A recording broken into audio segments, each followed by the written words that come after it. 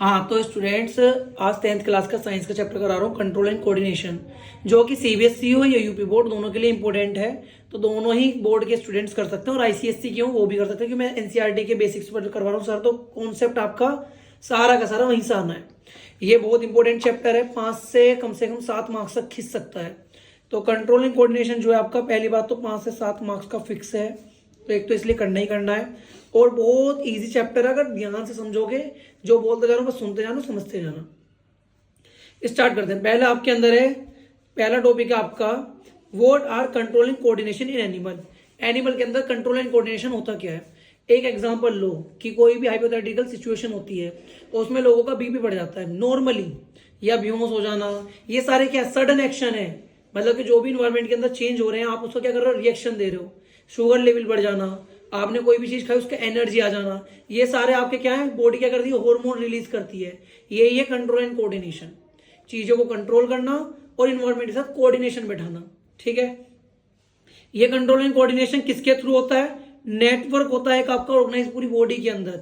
Body के अंदर network है, उस नेटवर्क किसका नेटवर्क है, वो न्यूरॉन्स का, छोटे छोटे सेल्स का, नर्वस सेल्स का। और नर्वस सेल क्या बनाती है, आपकी नर्वस टिश्यूज। नर्वस टिश्यू क्या बनाता है, नर्वस सिस्टम। ठीक है, मुझे लगता है क्लियरली समझ में आ रहा होगा। आगे आते हैं नर्वस सिस्टम। मेन टॉपिक यहां से स्टार्ट होता है, बेसिक तो लगभग हो गया आपका। नर्वस सिस्टम क्या करता है आपका, all information from the environment is detected by the special tissues tips for some nerve cell. मतलब क्या, जितनी भी इंफॉर्मेशन इन्वायरमेंट से आपके पास आएगी वो आपकी टिप्स लेंगी। कुछ टिप्स मतलब क्या, छोटे छोटे सेल्स, वही आपके कहलाती है नर्व सेल कहलाती है। आगे इसका डायग्राम से बताऊंगा, लेकिन अभी के लिए सुनते चलो एक कहानी की तरह।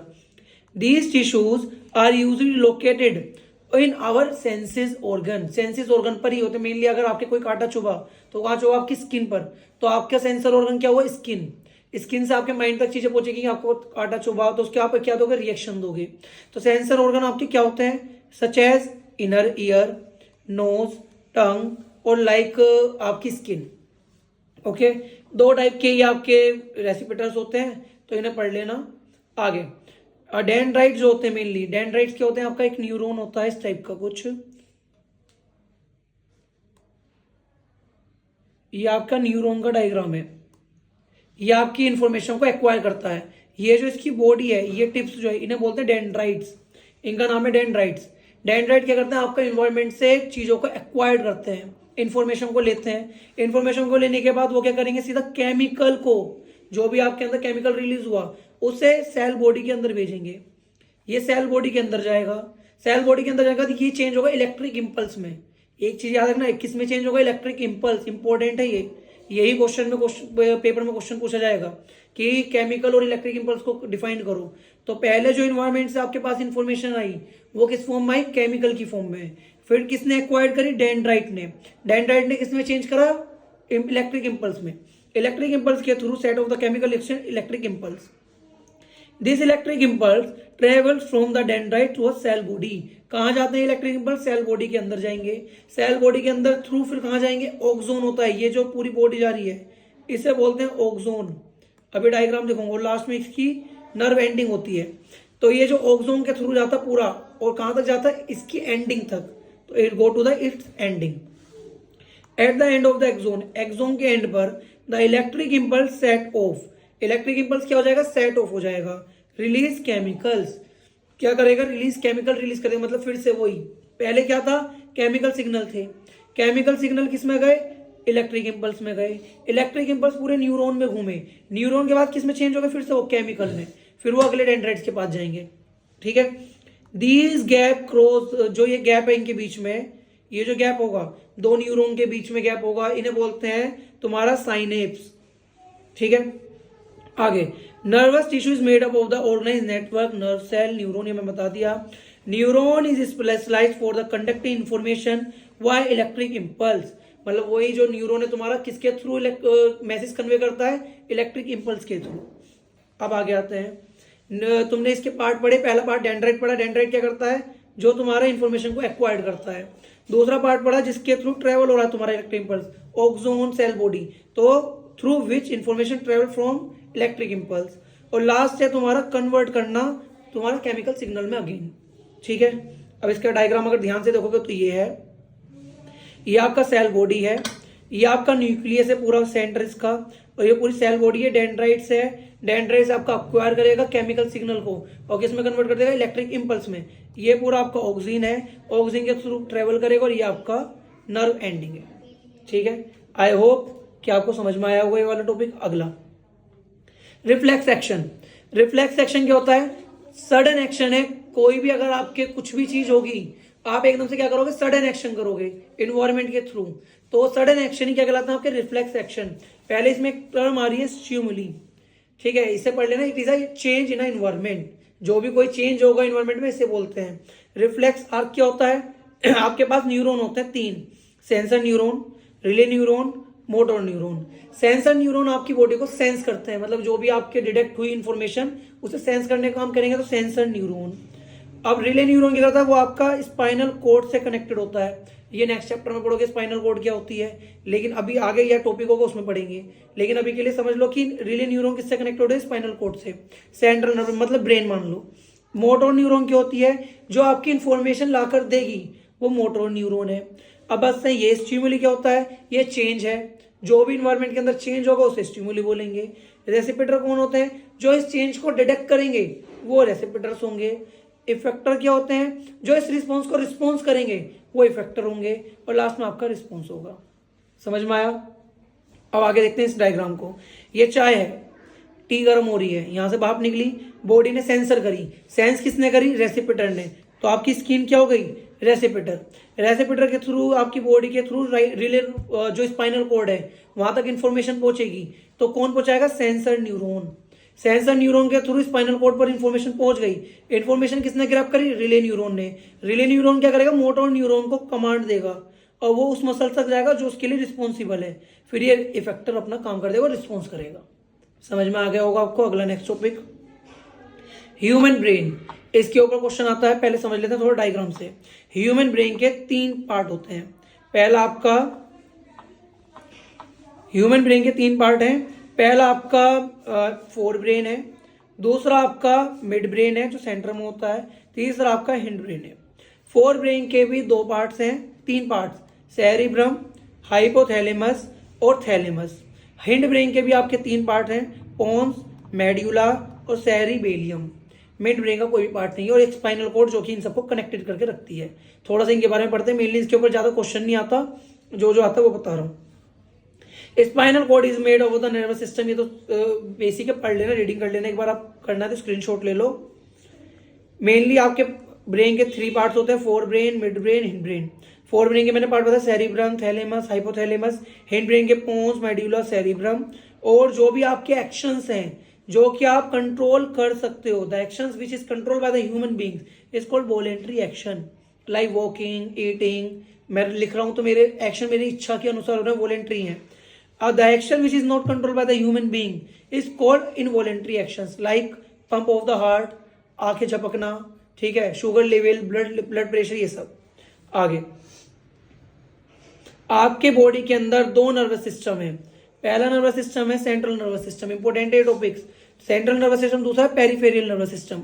सेंट्रल नर्वस सिस्टम क्या करता है, receive information from the all body parts, receive करेगा बॉडी पार्ट से सारी इंफॉर्मेशन। ये इसके अंदर 2 पार्ट होता है, पहला ब्रेन, दूसरा स्पाइनल कोड। दूसरा पार्ट होता है आपका नर्वस सिस्टम का पेरिफेरियल नर्वस सिस्टम।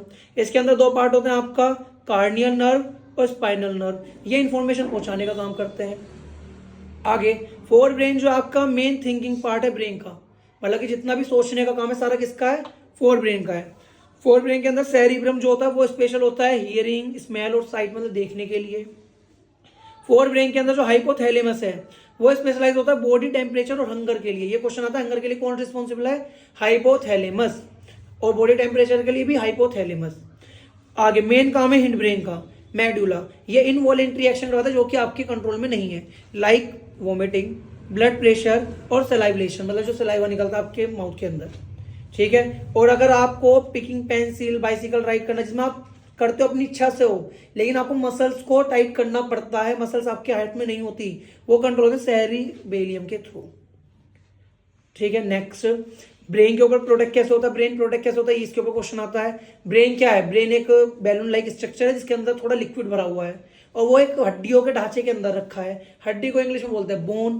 तो ये जो है brain is sit inside the bony box और brain is containing a fluid filled balloon like structure. और बैकबोन क्या करती है, आपकी स्पाइनल कॉर्ड को सेव करके रखती है, प्रोटेक्ट करती है।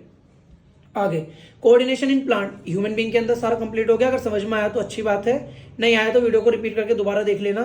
कोऑर्डिनेशन इन प्लांट, प्लांट्स के अंदर कोऑर्डिनेशन क्या होता है, प्लांट्स के पास नर्वस सिस्टम तो होता नहीं है, पहली चीज पता ही होगा। एक छुई मुई का प्लांट होता है, छुई मुई का प्लांट अगर आप उसे छुओगे तो वो मुरझा जाता है, सिकुड़ जाता है, श्रिंक हो जाता है। क्यों, ये कैसे काम करता है, इसे कैसे पता चला जब इसके पास नर्वस सिस्टम नहीं है। तो ये जो काम करता है, एक चैप्टर पढ़ोगे, ठीक है, लाइफ प्रोसेस, उसके अंदर है पार्ट कि प्लांट्स के पास स्टोमेटा होता है। स्टोमेटा क्या काम करता है, थोड़ा सा रफली बता रहा हूँ, पानी के अमाउंट को कंट्रोल करता है। तो अब जब आप छुई मुई के पेड़ को छूते हो तो वो स्टोमेटा का जो कोर यहाँ पे लिखा हुआ है, react stimuli by the stomata, stomata के थ्रू आपको रिस्पॉन्स करेगा। व्हेन वी टच इट, जैसे आप इसे टच करोगे, amount of water change, water का अमाउंट क्या हो जाएगा, चेंज हो जाएगा, बस अपने आप वो सी थ्रू रिएक्ट करता है। आगे, ये आपके मूवमेंट दिखाते हैं, प्लांट्स का जितने भी है मूवमेंट दिखाते हैं। दो टाइप के मूवमेंट है, एक तो पॉजिटिव एक नेगेटिव। अगर मान लीजिए यहां पर सन है और यहां पर आपका एक प्लांट है, नॉर्मली अगर लें, और नीचे आपकी रूट्स हैं, तो ये प्लांट, अगर ये जो प्लांट का ऊपर वाला पार्ट है ये कहां मूव कर रहा है, ऊपर की तरफ, सन को बोलते हैं फोटो, तो इसके लिए इसका नाम आया फोटोट्रोपिक या फोटोट्रिज्म। ठीक है, अगर ये प्लांट ऊपर ग्रो कर रहा है तो सन के लिए पॉजिटिव है, रूट्स नीचे जाते हैं सन के लिए नेगेटिव है। लेकिन अगर मैं ये ग्रेविटी के लिए बात करूं, ग्रेविटी, तो ग्रेविटी के लिए अगर देखें जियोट्रिपिज्म, जियोट्रोपिज्म क्या होता है, अगर ग्रोथ ये जो रूट्स की है वो नीचे जा रही है तो प्लस है ग्रेविटी की तरफ, सन की तरफ जा रही है तो नेगेटिव है। बस इसके ऊपर क्वेश्चन आ सकता है।